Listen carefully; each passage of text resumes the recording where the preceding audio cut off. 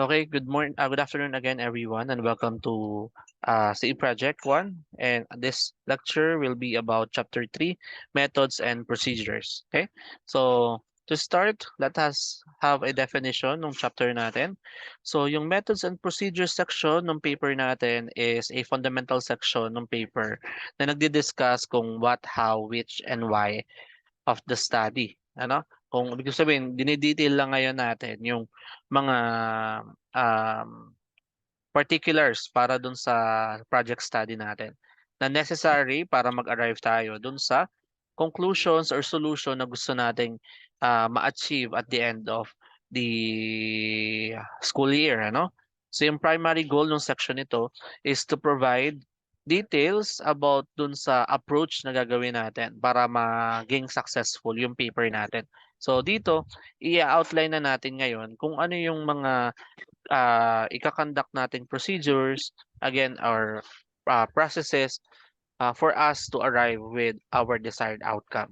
Okay? So, for our paper, specifically yung dito sa Inverga, no? So, we are utilizing or subdivided itong section na to, yung chapter 3 natin into 4 subsections, which are research design, research environment, procedures, and design concept.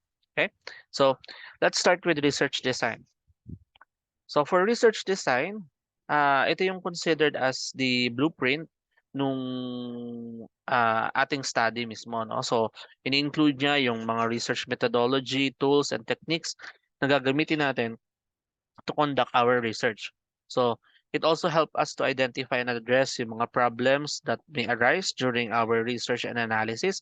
So kaya some experts consider this section as the glue that holds our research project together kasi ini-help niyang i-present yung direction, yung structure ng mismong paper natin na hopefully will yield favorable results at the end, ano? So, kaya before conducting any research, kailangan meron tayong plan to collect and evaluate yung mga data ang kailangan natin, mga challenges, and uh, mga solution na pwede nating i-provide dun sa mga challenges na yun for us to have a decent conclusion para dun sa paper natin. So a detailed plan will give our research direction, it can sharpen our research method, and it will help us be successful dun sa paper natin. Kaya yung detailed plan na tinutukoy natin na 'to, ito yung research design, okay? So, ito yung i-apply mong concept mismo dun sa paper mo, kung ano yung gagawin mo, okay? So, um, tayo as researcher must be a well-versed in different types ng mga research design. Kailangan we have a clear understanding ng mga different research design to help us choose yung proper technique na kailangan natin para dun sa paper natin. So, si research design broadly divided siya into two lang, ano? That is quantitative research design tsaka qualitative research design. So pag sinabi quantitative research design tayo, involves tayo ng collecting and analyzing data na in numerical form yung kinoconsider natin. And kapag qualitative naman siya, ina-analyze o nagko-collect tayo ng data of non-numerical naman, katulad ng mga text, video, or audio para ma-understand natin yung concept, opinions, or experiences na kailangan natin as input in our study. Ano? So, when choosing for the right research design, kailangan alam din natin yung mga um, other type ng quantitative research design, ano? And some of this or some of these are as follows, yung apat: experimental design, correlation design, descriptive design, quasi-experimental design, ano? So, I will not detail anymore yung qualitative kasi tayo as engineering more on sa ano tayo, no? May numerical form na data tayo, okay? So, try ko lang i-explain siguro muna itong apat natin, yung experimental, correlation, descriptive, tsaka itong quasi-experimental natin, ano? So, when we say experimental yung research design natin, ginagawa natin, we have set of variables and we are trying to compare yung relationship between variables, okay? So with this type of research, tayo as researcher, mina-manipulate natin or pwede natin manipulate yung one variable, ginagawa natin independent variable, while the others ginagawa natin dependent variable, so yung control natin, ano? So, kapag meron tayong ganito, nagkakameron tayo ng chance to observe kung ano yung magiging effect kapag tinweak natin yung properties ng isang portion or isang variable natin, binago natin yung setting, and then we will have a conclusion and comparison kung ano yung naging effect ng changes natin for a particular variable. Okay, so yun sa experimental design. For correlation design, um, ang aim naman natin kapag correlation design, we need to identify and measure yung relationship between two or more variables, ano, without manipulating them. So, ibig sabihin, hindi bias yung ating ano, no? So, kung, in other words, this type of research design is mas useful siya kapag, um, halimbawa, may effect yung change ng isang variable with another variable. Halimbawa, kapag dinamihan natin yung content ng cement, ano ba yung overall ano niya, cost niya or effect niya dun sa mismong halo natin. So, pwedeng tumaas yung compressive strength, yung ano natin, yung slump natin, mas lumiit, ano, kasi ano na siya, pwedeng yung hydration ng concrete natin will be affected or yung pag yung moisture content ng concrete natin will be affected. So that is part of the correlation design. Okay? Then we have descriptive to design. Okay? So kapag descriptive as the name suggests, ano? So ang ginagawa natin dito, we are describing yung mga existing condition, mga behavior, characteristic na na-gather natin without manipulating any of our variables, ano? So kung ano lang yung observation natin sa kanya. So in other words, wala tayong as researcher, we are not trying to innovate, ano? More on data collection kapag descriptive yung research design natin. Okay? So more or less hindi papasok dito yung sa atin, especially if your paper is on materials. Ang ginagawa natin, we are trying to check whether yung pinopropose nating material can be a viable partial replacement for cement or aggregate. So hindi papasok siya sa descriptive type of research. Okay? And then we have yung quasi-experimental, ano? So sa quasi-experimental, um, more on ano siya, no? Meron na tayong control dun sa pag sinabing quasi-experimental. Wait lang.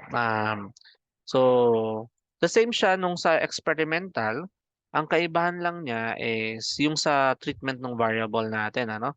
Pag kasi yung treatment ng mismong variable natin, okay, wait lang. Okay, so yung treatment ng variable natin sa experimental, di ba pwede natin i-tweak sa kanya. So sa quasi-experimental, iba yung magiging case natin, ano? So ini-evaluate natin yung mga hindi tayo nagra-randomize, ano? So kumbaga um yeah, this is a type of research na nag-a-attempt na mag-establish ng cause and effect, pero ang definition niya is ano, no? Ah More on dun sa mismong ano natin, variable natin, ano? Yung manipulation natin dun sa independent variable natin. So, ibig sabihin, yung hindi siya kasing ano nung sa experimental. Okay? So, inaano din natin.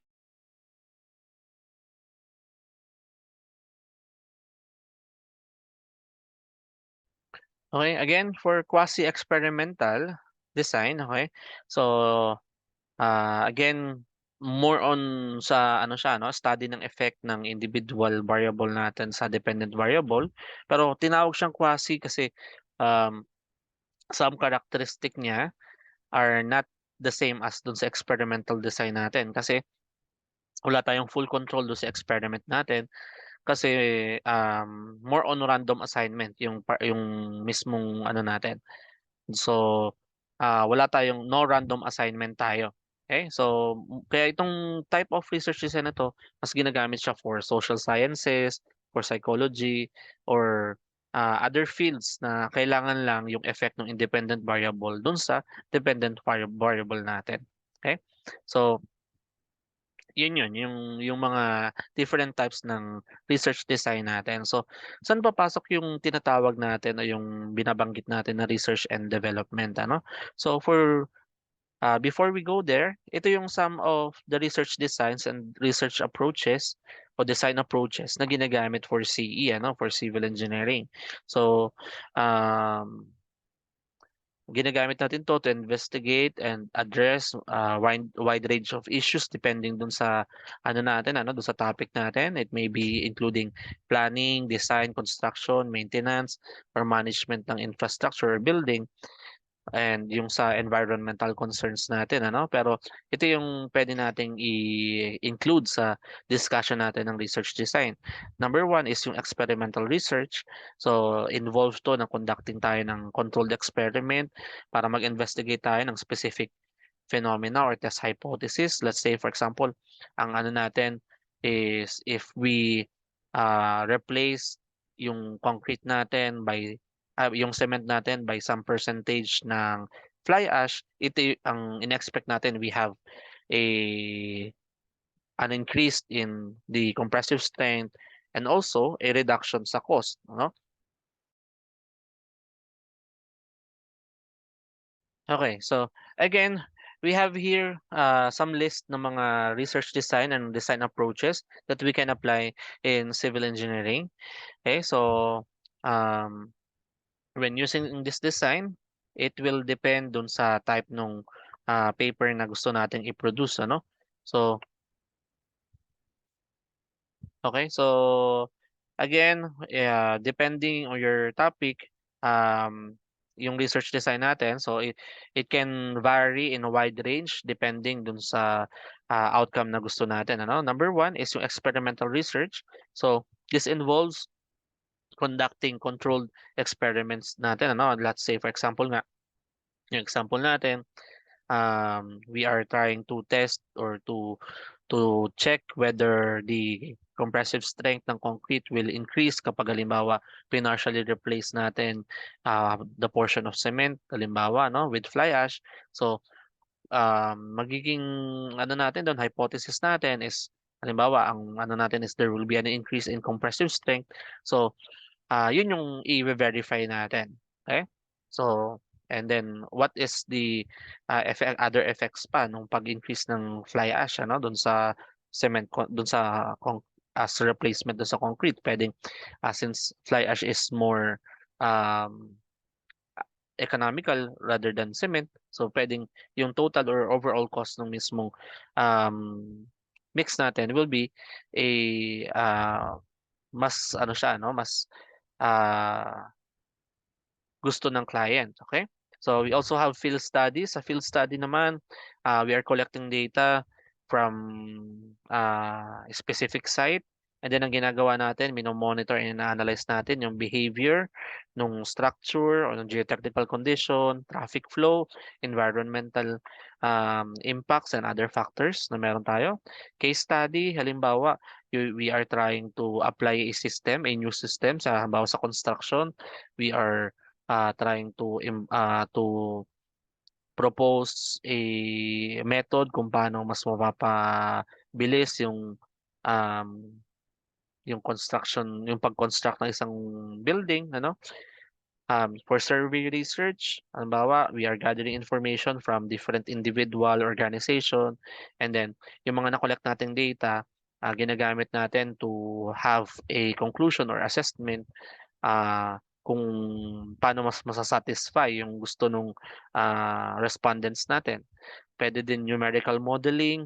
So sa numerical modeling, yan gumagamit tayo ng software, ng tools to simulate and analyze. Halimbawa, kung halimbawa structure yung topic natin, gumagamit tayo ng mga numerical modeling for us to have a mathematical model or distribution ng mga forces natin in our proposed design, ano?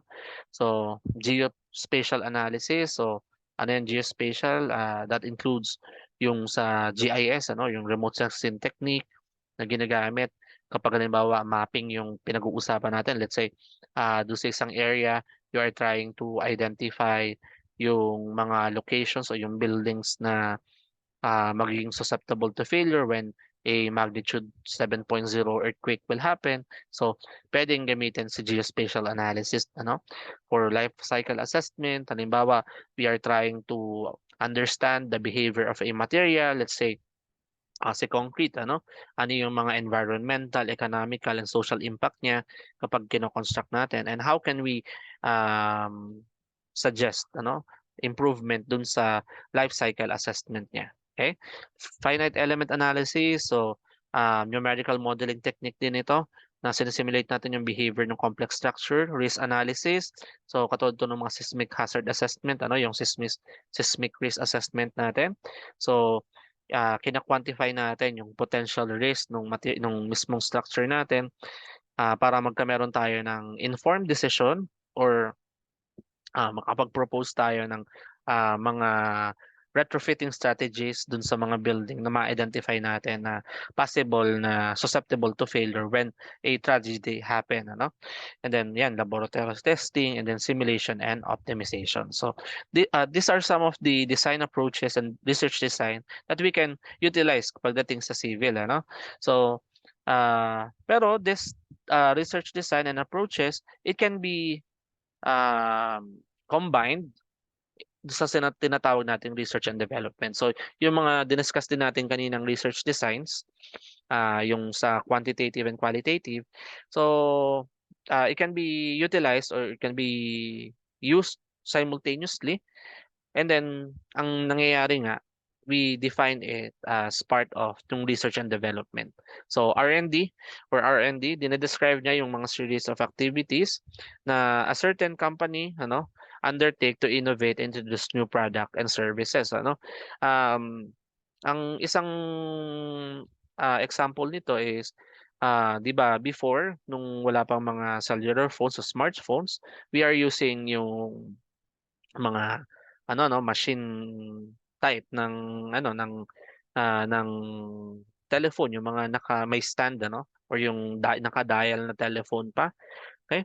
So, through research and development, nagkakameron ng changes every now and then dun sa mismong communication system natin na eventually when the 20th century happened, nagta-transition na tayo from the conventional na telephones hanggang naging smartphones na nga yung ginagamit natin. So, every time na nakikita o na-identify ng user na may possible o meron tayong um, pwedeng i-improve dun sa isang product, yun yung ginagawa natin. Nagre-research tayo. Continuous research, which is part of ng research and development. Kaya kung halimbawa your paper is more on sa material, so yung materials na inaano natin, we have a conventional na concrete, di ba? And then we are trying to propose materials that can be an alternative or supplementary dun sa mismong mga ginagamit natin para ma-reduce yung environmental impacts. So, um, pwedeng pumasok sa research and development yung mismong research design natin. As long as we outline kung ano yung magiging role ng mga research design natin para ma-achieve natin yung research and development. And one way of verifying that is when we go back dun sa ating paradigm, So some of you guys used ADDIE as part of as a framework para dun sa research and development, pero hindi naman inclusive na si ADDIE is for R&D, Actually, si ADDIE nga hindi siya talaga at first used for R&D, Pero since yung ADDIE falls under dun sa mga processes involved, halimbawa sa design ng structure, so pwedeng i-utilize si ADDIE as your framework, and then for your research design, you are utilizing research and development. So you just have to describe or enumerate what did you do to make research and development as your chosen research design for your paper. Okay, so R&D is basically um, divided pa o categorized pa siya sa tatlo, ano? So we have yung basic research, applied research, and developmental research. Kapag basic research kasi, ang more on ginagawa natin dito is um, ano no, wala pa tayong pino-provide na kumbaga inaalam pa lang natin yung current situation ng product, ano? So kung halimbawa um, ah 'di ba halimbawa yung sa mga gamot, ano? So, pag-isipin mo yung gamot, bakit after some years nagre-rebrand yung mga gamot natin? Kasi um, they are collecting data based from the performance ng gamot from patients, ano? O from all over the years. And then tinatali nila yon, and then they are identifying what are the things that they can improve dun sa product para mas mag-benefit yung company itself, and of course yung consumers na gumagamit ng product. Okay? So, yun yung sa basic research ko. Basically, testing yung identifying yung current product o yung performance mismo ng product. Then for applied research, ang nangyayari ngayon, may additional na to, no? So nagkakamero na tayo ah, ng innovative thought sa applied research. So we are trying to propose, yun nga, mga additional materials na pwedeng i-include dun sa product that we think will be very useful, kaya i-apply natin. So magkagawa na kayo ng mga sample or prototype, and then you will have trials na, no? And then for developmental research, so dito, um, para siyang applied research na, pero ngayon, um, mas ano na siya, no? Kino-commercialize na natin siya. So, for development na siya talaga ng future products natin. So, pwede tayo fall under tayo sa applied and developmental research, ano? When it comes to R&D. And by utilizing some of these research design and design approaches na binanggit natin dito, maibabangga natin yung R&D to our paper, ano? So, ito yung sa research design. Okay? So ito yung first section natin. Next section ng chapter 3 is yung research environment. So for research environment, so mas madali yung explanation nito, ano? So it just outline yung context in which our research was conducted. So kailangan ipaintindi lang natin sa readers yung condition, yung setting, yung relevant background information na important para ma-interpret nila yung findings natin later on sa chapter 4, ano?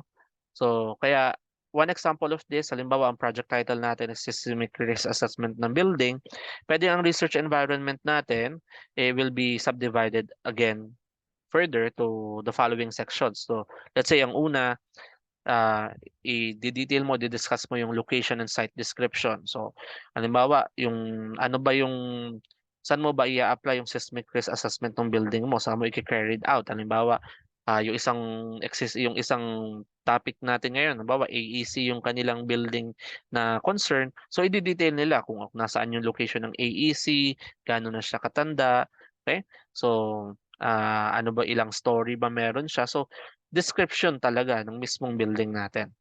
Okay? Number two, research facilities and instruments. So ano ba yung mga gagamitin yung um, instrument or equipment dun sa research mo to gather data.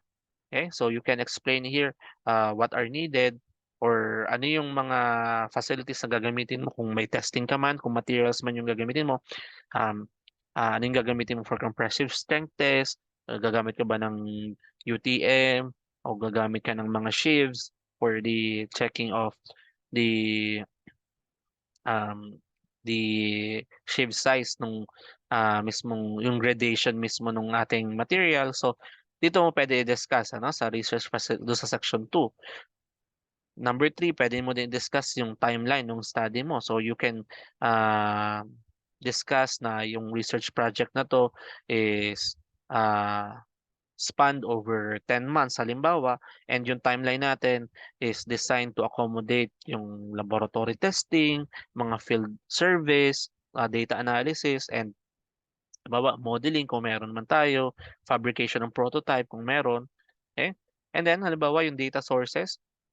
So pagdating sa data sources, kasama dito yung kung saan nakukuha yung mga data mo. So kasama ang laboratory test, yun nga, yung field survey, mga literature review na ginawa nyo sa chapter 2. And pwede din yung mga site visit na ginagawa natin. So kung halimbawa, seismic risk assessment nga yung gagawin natin, ah dapat meron kayong as-built na or kumbaga meron kayong ocular inspection dun sa mismong building. So, you can outline yung features na ma-observe nyo dun sa ocular inspection ninyo dun sa part na to, sa research environment natin. For us to help readers understand what is the current condition or ano yung mismong situation nung study natin. Okay? So that is research environment. Okay. Then next is yung procedures. Okay. So for procedures, this section explains how you conducted yung research and the methods you used to obtain yung result. So dinidescribe natin yung step by step na gagamitin natin kung paano natin kinolect yung data, paano natin ipa-perform yung experiment, and then paano natin i-carry out yung other activities na kailangan natin for our study. So halimbawa, after mo ma-carry yung experiment, yung data nakuha mo as test result, anong gagawin mo sa kanya? Gagamit ka ba ng statistical tool for analysis? Ano yung statistical tool na gagamitin mo?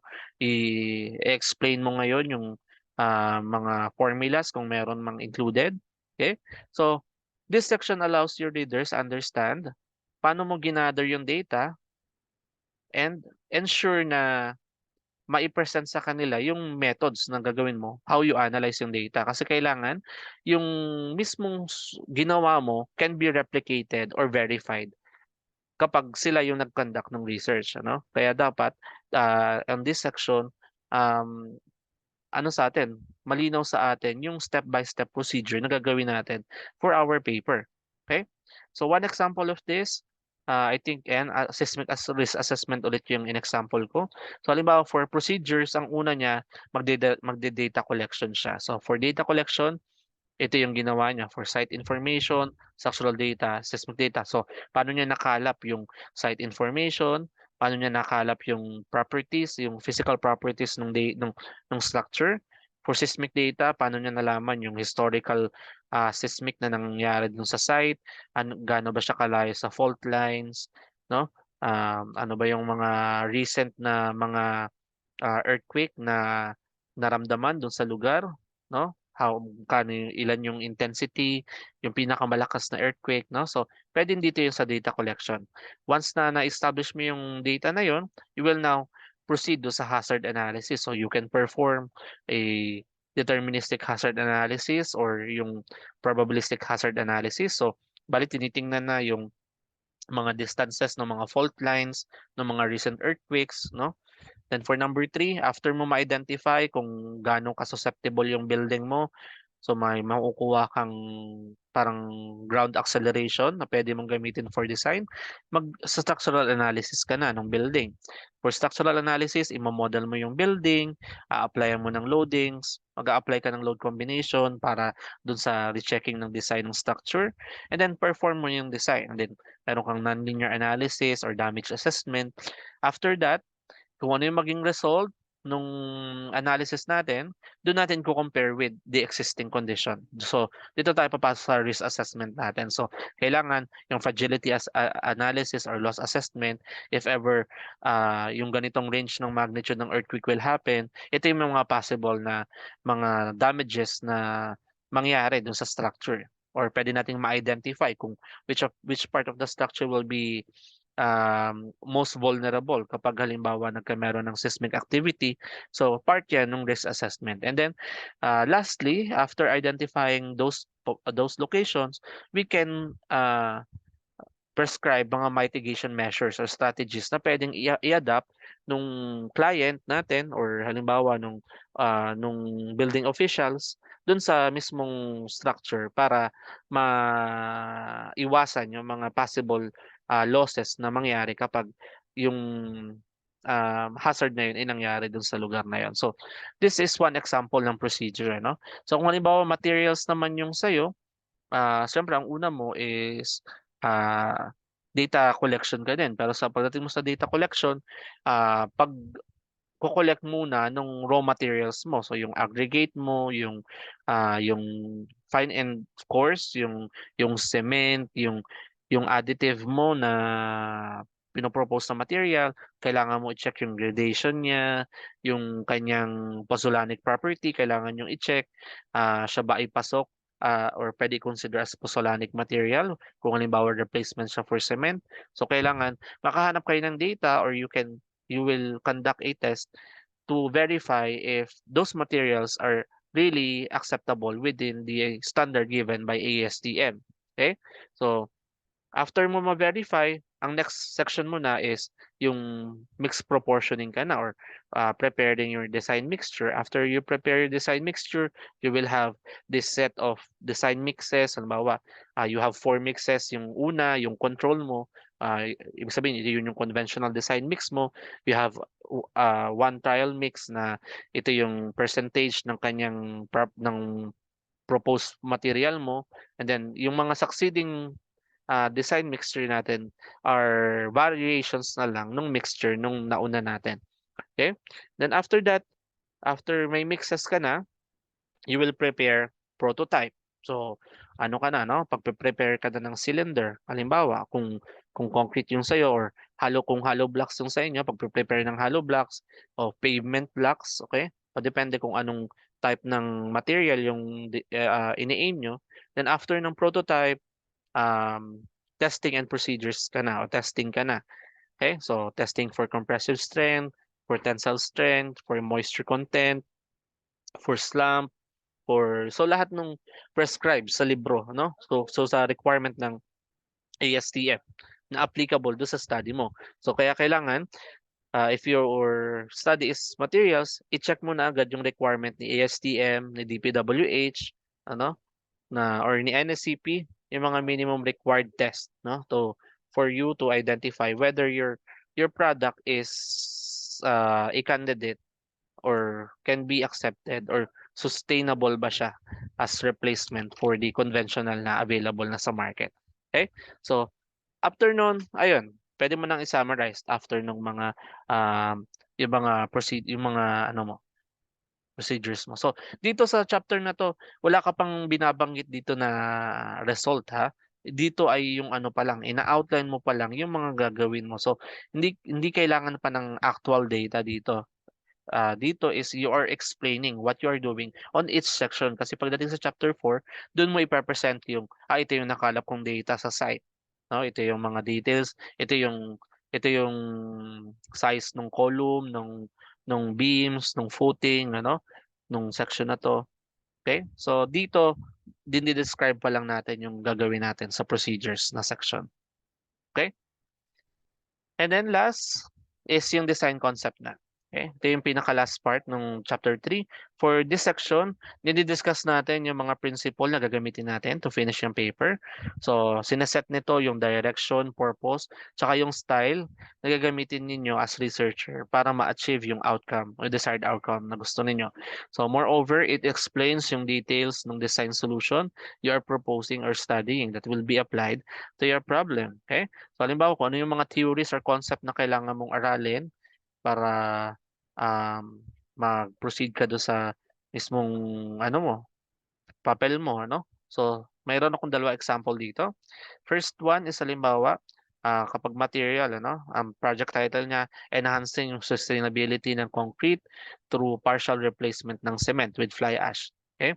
So, pwedeng design concept niya, ayan, nakalagay. In-explain niya muna kung ano yung study niya, no? Incorporation of fly ash as waste product from coal combustion as supplementary cementation material in concrete, ano? So, yan, yung ano niya na by partially replacing conventional cement, the researcher intend to mitigate yung mga environmental impact of concrete production while maintaining and improving yung performance niya. Okay? So, nilagay niya dito kung ano yung gagawin niya, yung mga gagamitin niya. So, gagamit siya ng Portland cement, fly ash, aggregate, water, and then admixture. And then after that, saan ba yung mga source niya, no? In-explain lang niya dito. So, kung bakit niya pinili si fly ash as SCM or yung uh, supplementary cementitious material, okay? SCM. So bakit napili niya si fly ash?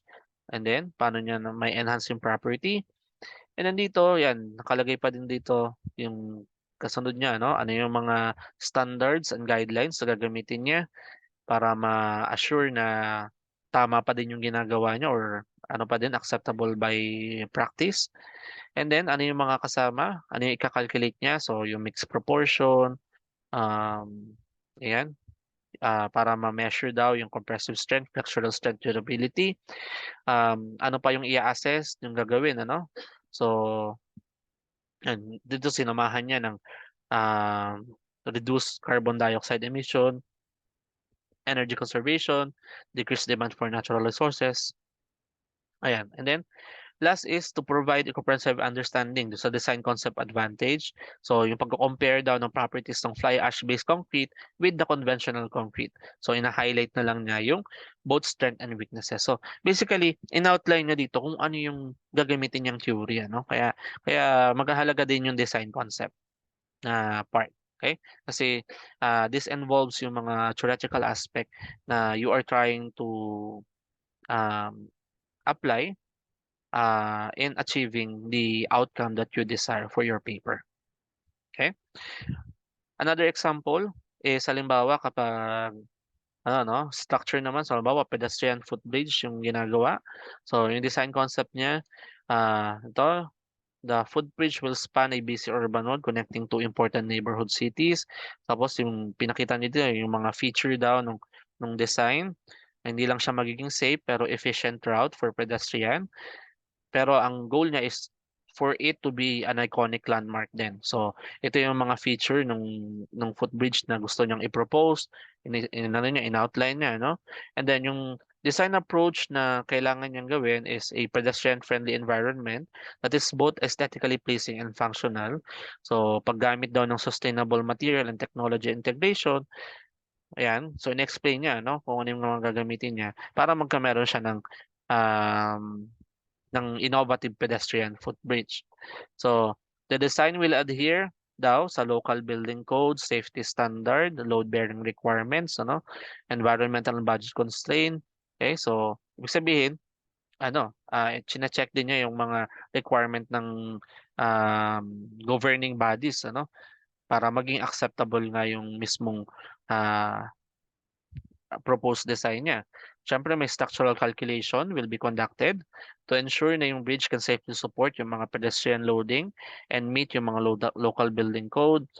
Meron din siyang detailed cost estimate daw, taking into account yung mga materials, labor, technology integration, and maintenance cost. So, ang pinaka-last niya, there will be a comparison uh, with other pedestrian footbridge design, highlighting yung innovative feature nung ano niya. Kasi nga, ang title niya, Innovative Pedestrian Footbridge. So, kailangan ma-justify niya na innovative nga yung design na pinropose niya. And then, using the following concept that the researcher have discussed, ma-attain niya daw yun. Okay? So, yan po yung sa design concept. So, that covers yung ano natin, yung chapter 3 natin. Okay? Question po muna.